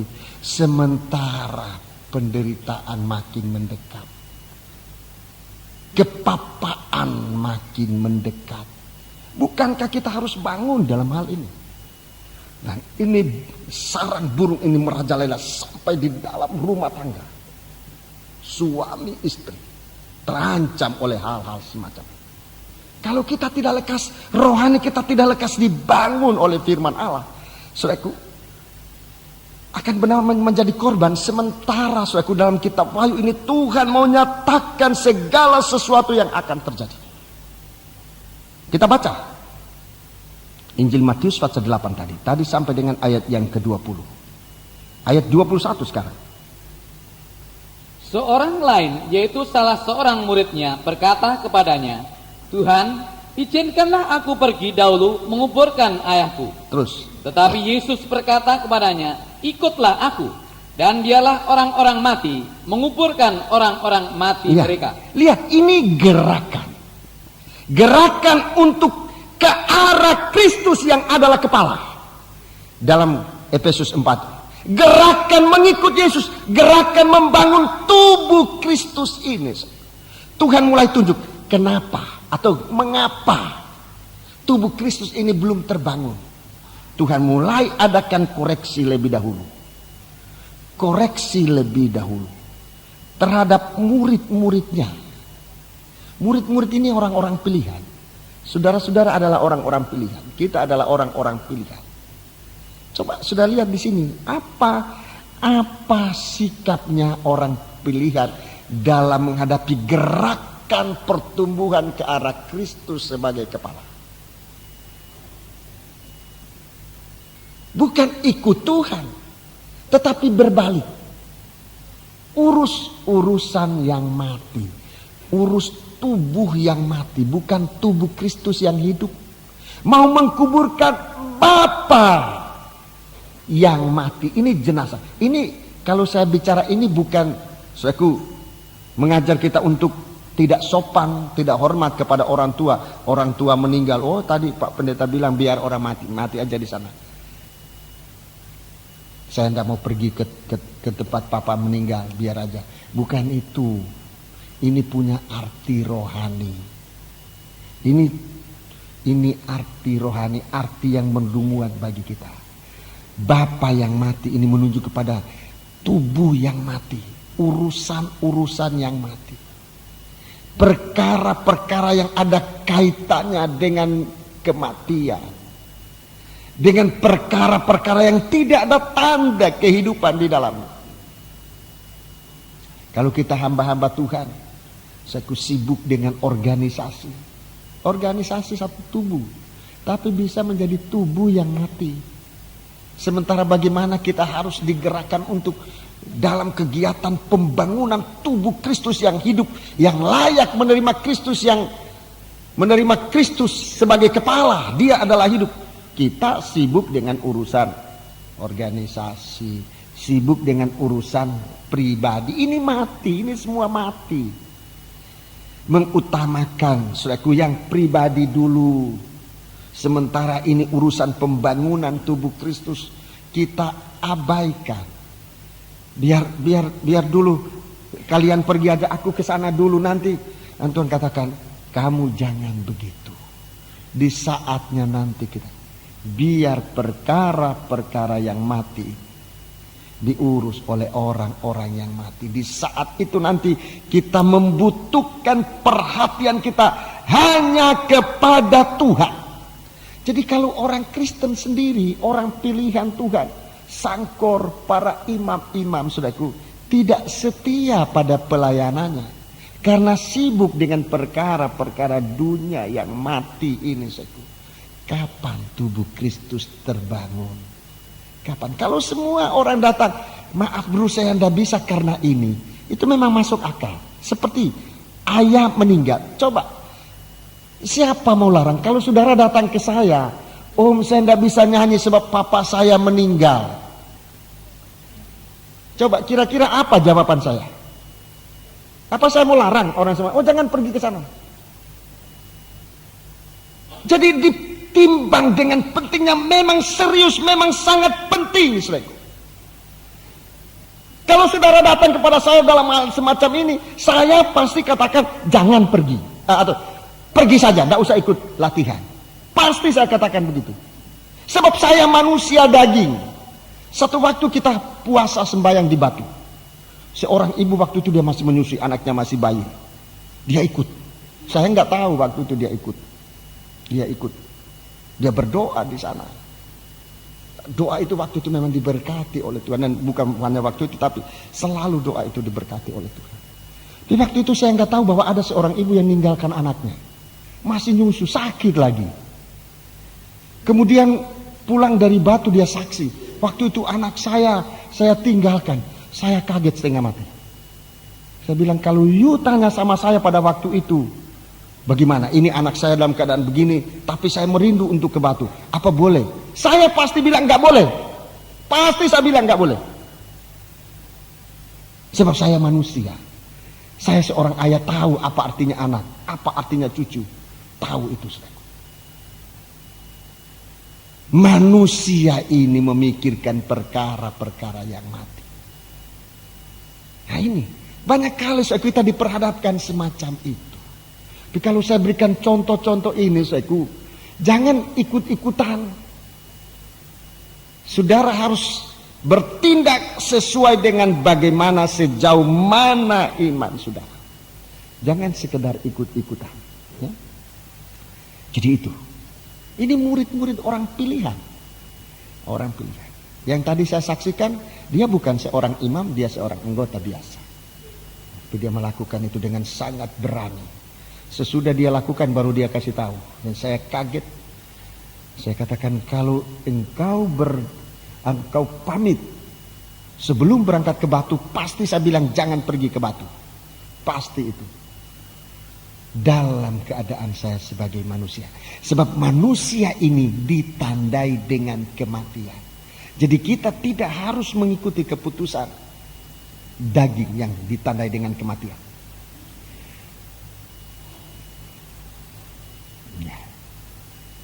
Jadi begitu saja. Kita perhatikan. Ibadah kita ini harus ibadah yang.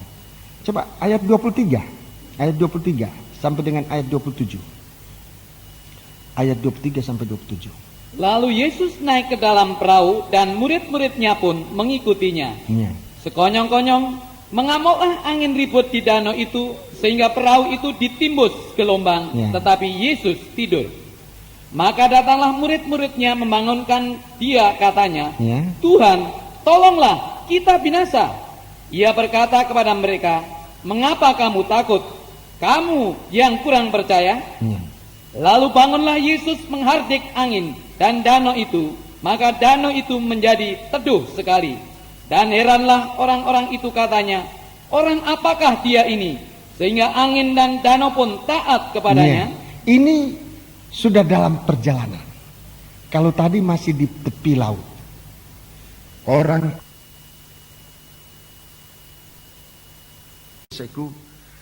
sudah dalam perahu, sudah berlayar, sudah dalam kegiatan. Ini yang akan saya jelaskan. Sudah dalam kegiatan. Sudah jadi orang Kristen, sudah jadi pendeta, sudah jadi anggota sangkor, sudah menjadi pemain musik, sudah menjadi, semua kita sudah menjadi sebagai apa yang Tuhan pilihkan bagi kita. Tetapi dalam pelayaran ini, saudaraku, gelombang begitu besar. Tadi dalam surat Efesus itu, saudaraku, surat Efesus itu, dalam pembangunan tubuh Kristus, kita harus didewasakan sampai kita mengenal Dia yang sesungguhnya. Sampai kita berhasil dalam pengenalan kita kepada Dia. Saudara-saudara, di sini murid-murid tidak tumbuh dalam pengenalan kepada Kristus. Mereka, orang apakah Dia ini? Sehingga angin dan danau pun taat kepadanya. Murid-murid belum kenal Yesus dalam keadaan yang sebenarnya. Dalam Efesus pasal 4 tadi dikatakan supaya kita tumbuh menjadi dewasa dan mengenal Dia, supaya kita jangan lagi diombang-ambingkan oleh gelombang ini gelombang. Dalam pelayaran kita kepada mengikuti Tuhan itu, gelombang ini bisa menjadi besar. Godaan-godaan, tantangan-tantangan bisa membesar. Saya membuat kita bisa terseret. Dan Rasul Paulus dalam surat Efesus mengatakan, gelombang-gelombang itu adalah tipu dayanya manusia untuk menyesatkan, untuk menenggelamkan iman kita. Saudara-saudara, dibanding dengan besarnya laut, dengan besarnya gelombang, sebuah perahu itu bukan apa-apa. Kita berada sedang berlayar di tengah-tengah dunia yang luas ini. Dibanding dengan luasnya dunia ini, gereja Tuhan itu bukan apa-apa. Selalu berada di bagian-bagian yang dibilang masuk bilangan yang kecil. Sebagai perahu di tengah-tengah lautan. Ibadah kita bagaimana? Kalau ibadah kita tidak dibangun kepada pengenalan akan Kristus. Kitab Wahyu itu, kitab yang membangun kita untuk mengalami bahagia bersama Dia. Mengapa kitab Wahyu tidak boleh dibukakan? Itu suatu hal yang salah sekali. So, itu kalau kitab Wahyu ini ditutup, sedang kitab Wahyu ini bicara tentang pembukaan. Coba bayangkan, kalau gereja Tuhan dalam ibadahnya hanya ibadah kebiasaan dari tahun ke tahun, dari tahun ke tahun, kita tidak sampai kepada pengenalan kita kepada Kristus sebagai kepala. Kita mungkin sudah mengenal Dia sebagai juru selamat. Mungkin sudah mengenal Dia sebagai apa saja. Pendeta Toteis barusan ini dia katakan, saya ada satu saudara dia katakan, itu saudara yang satu itu dia belum mengenal Yesus sebagai tabib yang bisa menyembuhkan. Dia takut sekali kalau sakit dia takut sekali mau mati. Itu saudara itu. Om Toteis dia bilang, oleh karena dia belum kenal Yesus sebagai tabib. Yang lain banyak yang lain.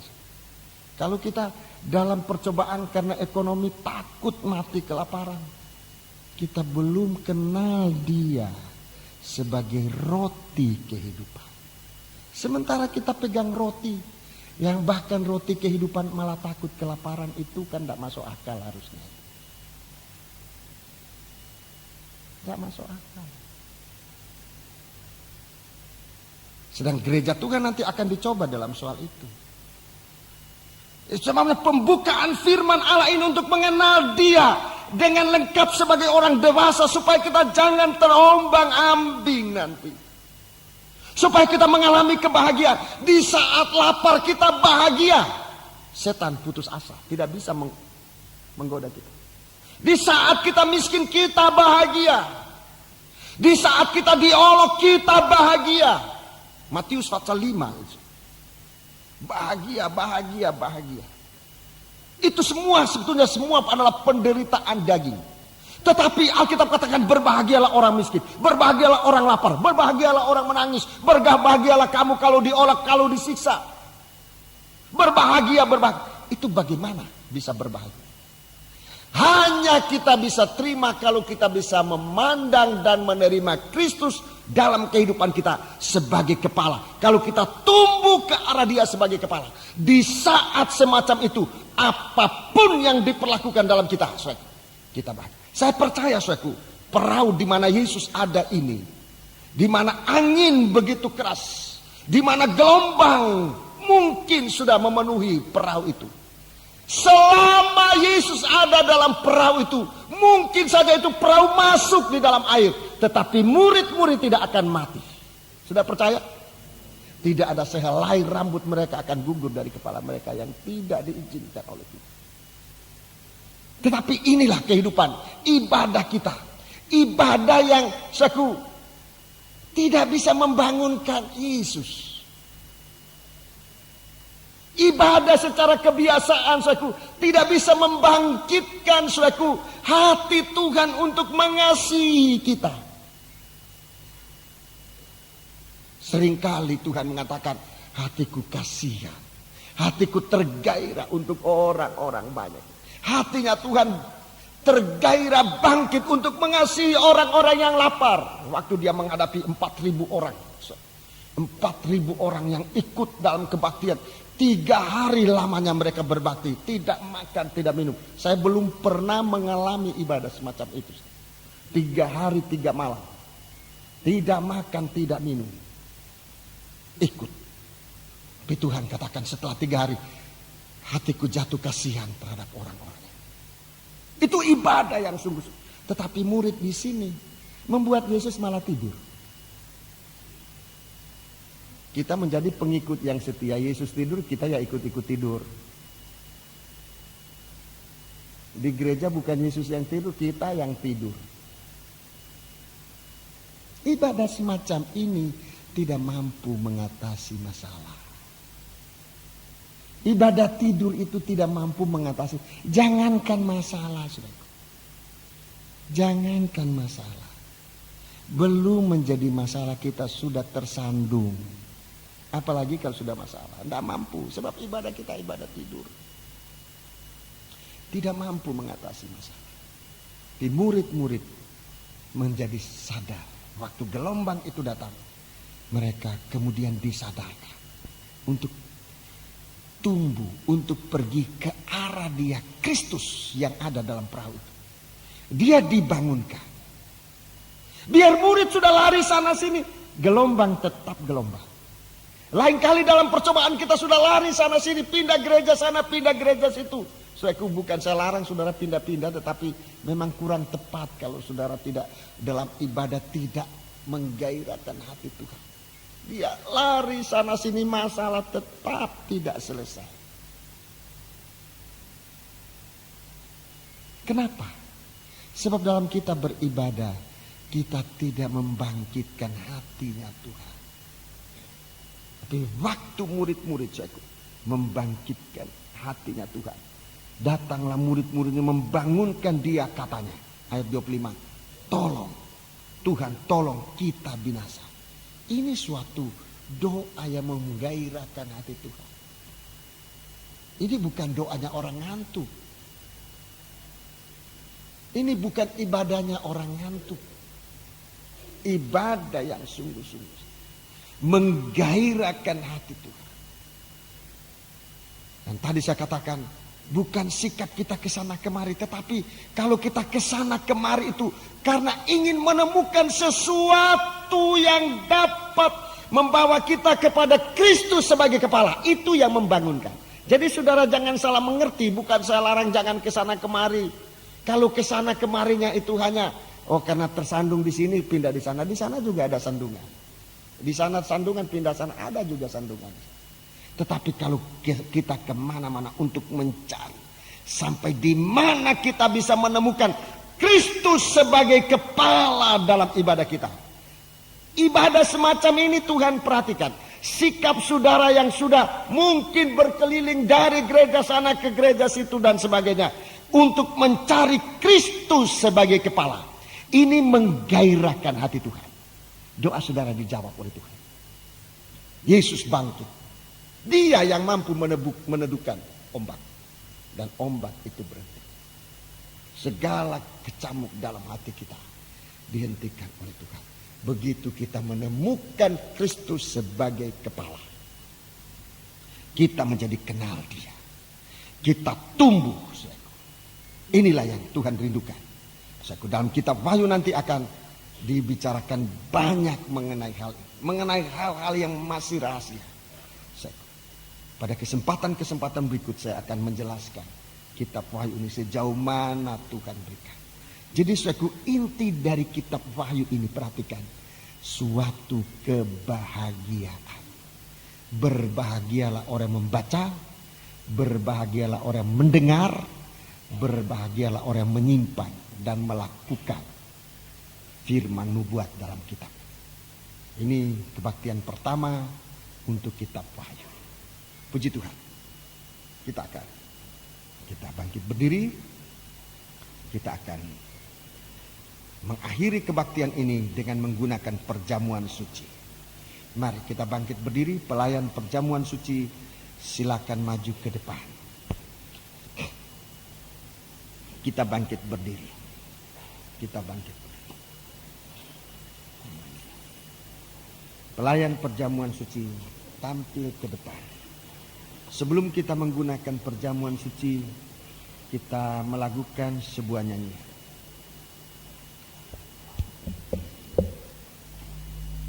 Betapa, oh Tuhan, firman-Mu agung. Nomor berapa itu?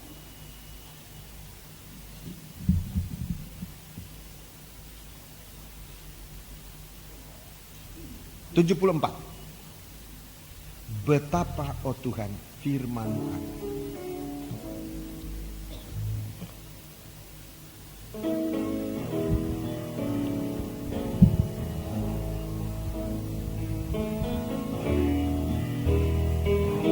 Betapa, oh Tuhan, firman-Mu agung, memancarkan kehidupan manusia.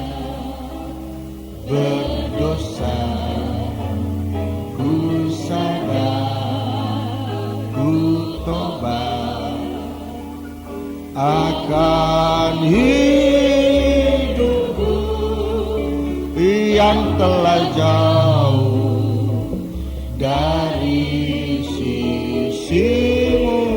Haleluya. Tuhan, ku ucapkan syukur karena firman-Mu agung. Ku kembali pada jalan keselamatan, terlepas dari beban dosa. Tuhan, ku ucapkan syukur. Haleluya. Karena firman-Mu agung. Haleluya. Ku kembali pada jalan keselamatan, terlepas dari beban dosa. Kita ucapkan syukur dengan angkat tangan kita. Ucapkan sambil menyanyi, kita mengucapkan syukur kita kepada Tuhan. Kalau saudara merasa mengalami bahwa firman Allah ini adalah berkat bagi kita, ucapkan syukur kepada Tuhan. Sambil kembali kepada Tuhan, kembali kepada jalan keselamatan, jalan yang benar dan sempurna. Haleluya. Tur.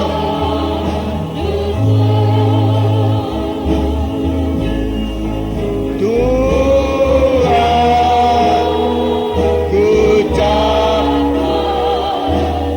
haleluya, haleluya. Karena firman-Mu agung. Haleluya. Ku kembali pada jalan keselamatan, terlepas sambil kita mengucapkan syukur, kita menyembah Allah. Haleluya. Kita mempersembahkan ucapan syukur kepada Tuhan. Haleluya. Biar musik yang memimpin kita, kita menyembah Allah. Haleluya. Haleluya. Karena firman-Mu. Haleluya, haleluya. Kembali pada jalan keselamatan, terlepas dari beban dosa. Dengan kita menyembah Allah. Haleluya. Biar musik memimpin kita dalam nyanyian ini. Haleluya. Kita menyembah Dia. Haleluya. Haleluya. Haleluya. Haleluya. Haleluya. Haleluya.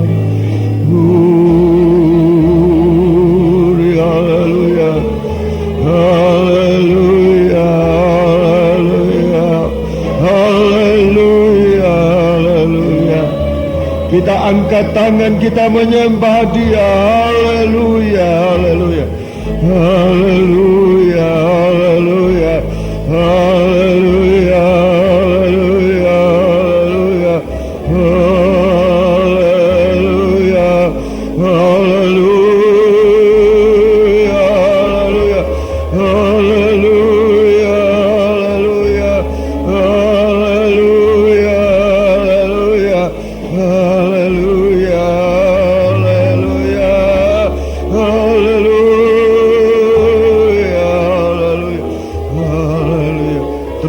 kasih Tuhan, terima kasih buat kemurahan-Mu bagi kami, perhatian-Mu dalam kami, yang sempat membangun kami sidang jemaat-Mu untuk menjadi satu kesatuan tubuh-Mu Tuhan, yang tumbuh ke arah Engkau Kristus yang adalah kepala.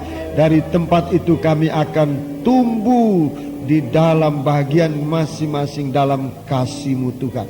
Demikian doa kami bersyukur, kami berterima kasih buat kebaikan-Mu bagi kami sekalian. Turunkan tangan. Bapa, sekarang kami menyediakan diri untuk menerima tubuh dan darah-Mu.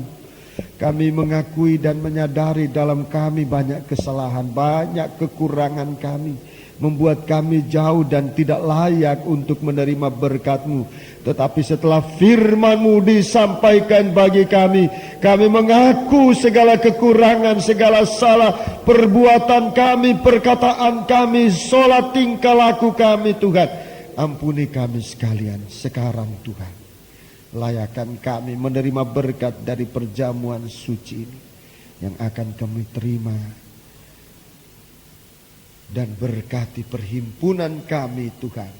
Di dalam nama Allah Bapa, Sang Putra dan Roh Kudus, Tuhan Yesus Kristus. Haleluya. Amin.